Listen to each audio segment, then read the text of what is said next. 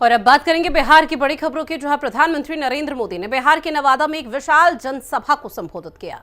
PM Modi ने इस दौरान इंडी गठबंधन, कांग्रेस और आरजेडी पर जमकर निशाना साधा है। उन्होंने इस दौरान पाकिस्तान पर भी एक बड़ा निशाना साधा। वहीं इस दौरान वहां मौजूद मुख्यमंत्री नीतीश कुमार ने भी चुनावी रैली को संबोधित करते हुए कहा कि बिहार में विकास तेज गति से स्वक्त हो रहा है। उन्होंने लालू परिवार पर भी जमकर निशाना साधा। सबसे लोकप्रिय नेता, इस देश के यशस्वी प्रधानमंत्री, इस नवादा। अब आप जानते हैं कि बिहार के विकास में केंद्र सरकार के द्वारा, आदरणीय प्रधानमंत्री जी के द्वारा बहुत सहयोग मिलता है। अनेक कार्यक्रम वो चला रहे हैं और उसके चलते आदरणीय प्रधानमंत्री जी को मैं इसके लिए हृदय से धन्यवाद देता हूं। आप जान लीजिए कि बिहार में भी बहुत तेजी से काफी विकास हो रहा है। और याद करिए कि जब हम लोग 2005 में आए थे और 2006 से जो सारा काम शुरू हुआ, वो तो नवंबर में हम लोग आए थे लास्ट में। 2005 का तो एक ही महीना और 2-3 दिन, और पूरा का पूरा 2006 से जो काम हुआ, खाली याद रखिएगा और देख लीजिए कि जरा कम उम्र के लोग हैं, वो पुरानी बातों को भूल गए। हम सबको चाहेंगे कि अपने बाल बच्चों को भी याद करा दीजिए कि पहले क्या हाल था 5 के पहले। आजकल लोग प्रचार करने आता है और दावा पेश करता है, तो आप जरा याद करिए कि 2005 के पहले पूरे बिहार में क्या हाल था। आप शाम में घर से नहीं निकलते थे। अब नई पीढ़ी का लोग है, खूब घूमता है, उसको तो याद नहीं है। क्या जान लीजिए कि 5 से हम लोग जब सत्ता में आए और काम करने लगे और 6 के बाद पूरे बिहार में इतना काम किया कि आज सब लोग शाम में टहल रहा है और पहले कोई घर से नहीं निकलता था। आने जाने का कहीं कोई रास्ता नहीं था, आज सब जगह रास्ता बन गया। तो इसको भूलिएगा मत। साथियों, नवादा ने हमेशा भाजपा को, एनडीए को अपना भरपूर प्यार और भरपूर आशीर्वाद दिया है। और मैं देख रहा हूं आज भी आपका ये उत्साह, ये प्यार, ये साफ साफ बता रहा है कि नवादा के साथ साथ पूरे बिहार में एनडीए का परचम लहराने जा रहा है। आज पूरा बिहार कह रहा है, फिर एक बार। साथियों, आपको याद होगा, लाल किले से मैंने कहा था, यही समय है, सही समय है। भारत के इतिहास में कई शताब्दियों के इंतजार के बाद ये समय आया है। ये वो समय है जब हम मिलकर काम करें तो भारत विकसित हो सकता है। भारत अपनी गरीबी दूर कर सकता है। हमें इस मौके को गंवाना नहीं है और इसलिए 24 का ये चुनाव बहुत अहम हो गया है। बीते 10 वर्षों में बिहार के लोगों ने देश हित में लिए गए अनेक बड़े निर्णय देखे हैं। आज भारत में, बिहार में आधुनिक इंफ्रास्ट्रक्चर बन रहा है। आज बिहार में आधुनिक एक्सप्रेस वे बन रहे हैं। रेलवे स्टेशनों का आधुनिकीकरण हो रहा है। वंदे भारत जैसी ट्रेनें बढ़ रही हैं। डिजिटल क्रांति ने सरकार की सेवाओं को आपके मोबाइल में पहुंचा दिया है। आज पूरी दुनिया में भारत का डंका बज रहा है।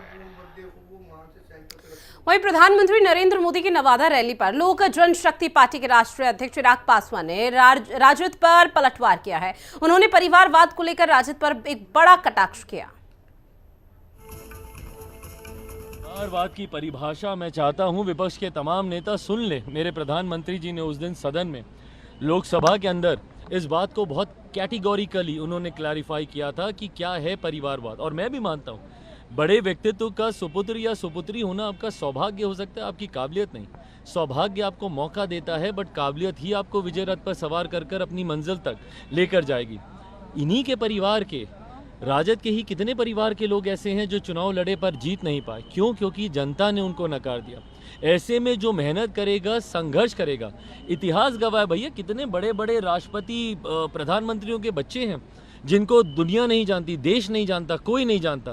क्यों? क्योंकि वो मेहनत नहीं कर पाए, अपना मुकाम नहीं बना पाए। पर अगर कोई अपनी क्षमता से, अपनी मेहनत से आगे आता है, and eventually everything boils down to your capabilities, your potential. आप पब्लिक डोमेन में है, जनता आपका भविष्य निर्धारित करेगी ना। अगर परिवारवाद से आने के बाद भी आपने मेहनत की होगी तो जनता आपको स्वीकार करेगी। पर सिर्फ सरनेम के नाम से आप आगे बढ़ना चाहेंगे तो जनता आपको नकारेगी ही नकारेगी। परिवारवाद की परिभाषा मैं चाहता हूं विपक्ष के तमाम नेता सुन ले। मेरे प्रधानमंत्री जी ने उस दिन सदन में लोकसभा के अंदर इस बात को बहुत तो देखिए चिराग पासवान की तरफ से ये बड़ा रिएक्शन सामने आया है, एक बड़ा बयान परिवारवाद को लेकर। और ऐसे में सीधे तौर पर जो निशाना है बड़ा वो लालू प्रसाद यादव के परिवार वालों पर साधा है कि किस तरह से पहले लालू प्रसाद यादव, फिर उसके बाद राबड़ी देवी और फिर उसके बाद मीसा भारती के बाद तेजस्वी यादव खुद चुनाव मैदान में यहाँ पर उतरते हुए नजर आया। और इसी को लेकर उन्होंने कहा कि परिवारवाद की जो परिभाषा है वो प्रधानमंत्री नरेंद्र मोदी ने लोकसभा सदन में भी यहाँ पर बताई थी, लेकिन उसके बावजूद भी परिवारवाद को लेकर बीजेपी को आड़े हाथ लिया जाता है।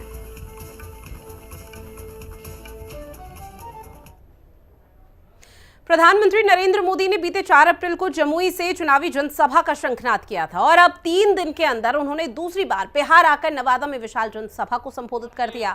इस दौरान उनके साथ CM Nitish Kumar, LJP supremo Chirag Paswan, HAM नेता और बिहार सरकार के मंत्री संतोष मांझी, राष्ट्रीय लोक मोर्चा के सुप्रीमो उपेंद्र कुशवाहा भी मौजूद रहे। उनके आने से पहले ही महासंग्राम छिड़ गया। राजद का कहना है कि बीजेपी घबराई हुई है। और प्रधानमंत्री जी और भाजपा के लोग डरे हुए हैं और साइकोलॉजिकल गेम, मनोवैज्ञानिक जो है उस हिसाब का बातें जो है ये लोग कर रहे हैं कि 400 पार। आज प्रधानमंत्री जी बोल रहे हैं कि हम लोग चुनाव जीत गए हैं, हम तो 5 साल बाद आ जाते दर्शन करने। अरे भाई, जब चुनाव आता है तब दर्शन करने आते हैं। चुनाव जीत गए हैं तो आप घूम क्यों रहे हो प्रचार में? तो ये बेकार की बातें हैं, मुद्दे की बात होनी चाहिए। भ्रष्टाचार पे आज हमने ट्वीट किया है। आप देखिएगा जब हमने परिवारवाद पे जब ट्वीट किया था, जब आंकड़े दे दिए 15-16 लोगों का, वो केवल बिहार के बारे में, लोकसभा के चुनाव के बारे में, जो लोग लड़ रहे सिर्फ उनके बारे में। ऐसे बिहार में तो और भी बड़ा लिस्ट है इनके पार्टियों में जो लोग हैं। उसके बाद से कहाँ बोल रहे हैं? जमुई पे चुप। तो प्रधानमंत्री जी केवल झूठ बोलने का फैक्ट्री है। प्रधानमंत्री जी झूठ बोलने के मैन्युफैक्चरर है। प्रधानमंत्री जी झूठ बोलने के होलसेलर हैं और डिस्ट्रीब्यूटर भी है। उनके पास कोई मुद्दे नहीं है, मुद्दा विहीन ये लोग चुनाव लड़ रहे हैं। वहीं आप देखिए कि इंडिया गठबंधन के पास बहुत सारे मुद्दे, हम मुद्दों पे चुनाव लड़ रहे हैं। हम रोजगार सृजन करने की बात कर रहे हैं, 30 लाख रोजगार सृजन करेंगे। हम किसानों की एमएसपी लागू करेंगे, उनकी आय डबल करेंगे, महिलाओं के लिए हम लोग लड़ रहे हैं। जिस तरह से महंगाई है, उनकी शिक्षा, स्वास्थ्य, सुरक्षा की बात कर रहे हैं। तो हमारे पास मुद्दों की कोई कमी नहीं है। अब ये देश बहुत अच्छे तरीके से देख रही है, देश की जनता, और मुझे लगता है कि इस बार मोदी जी की विदाई तय है। बिल्कुल बिल्कुल।